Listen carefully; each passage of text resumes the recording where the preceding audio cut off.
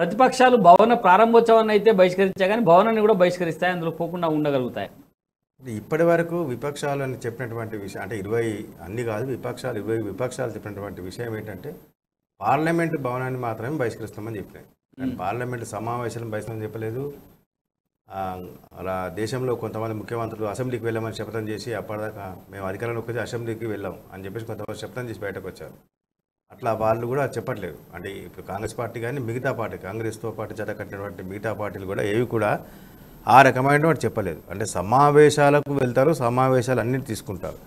కానీ పార్లమెంటు భవనం ప్రారంభం సందర్భంగా దేశవ్యాప్తంగా ఒక రకంగా చెప్పాలంటే ప్రపంచంలోని చాలా దేశాల్లో ఈ మోడీ నిర్మించినటువంటి ఈ పార్లమెంటు భవనం మీద కొంత చర్చ జరిగే అవకాశం ఉంది.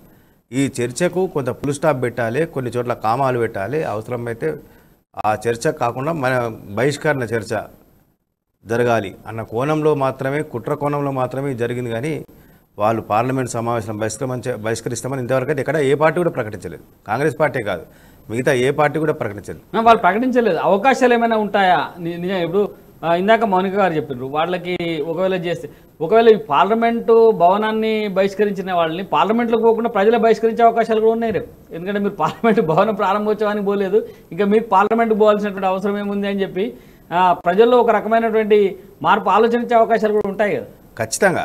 అంటే బహిష్కరణ వీలు ఒకవేళ పొరపాటున విపక్షాలు పార్లమెంట్ బహిష్కరిస్తాం అంటే మోడీ ప్రధానమంత్రిగా ఉన్నప్పుడు పార్లమెంట్ సమావేశాలతో మేము వెళ్ళాము అని అనుకుంటే అది వాళ్ళ విఘ్నతకు వదిలేయాలి.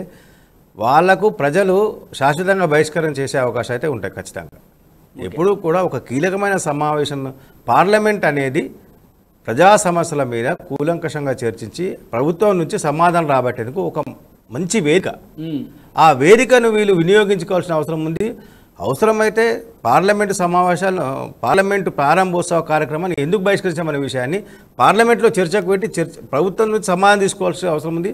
రాష్ట్రపతితో ఎందుకు ప్రారంభించలేకపోయారు అని పదే మోడీ ప్రభుత్వం నిలిచే అవకాశం ఉంది. ఒకవేళ బహిష్కరిస్తే అట్లాంటి అంటే ఈ ఒక్క అవకాశం కాదు, చాలా అంశాల మీద ప్రభుత్వాన్ని ప్రశ్నించే అవకాశాన్ని విపక్షాలు కోల్పోయే ప్రమాదం ఉంది.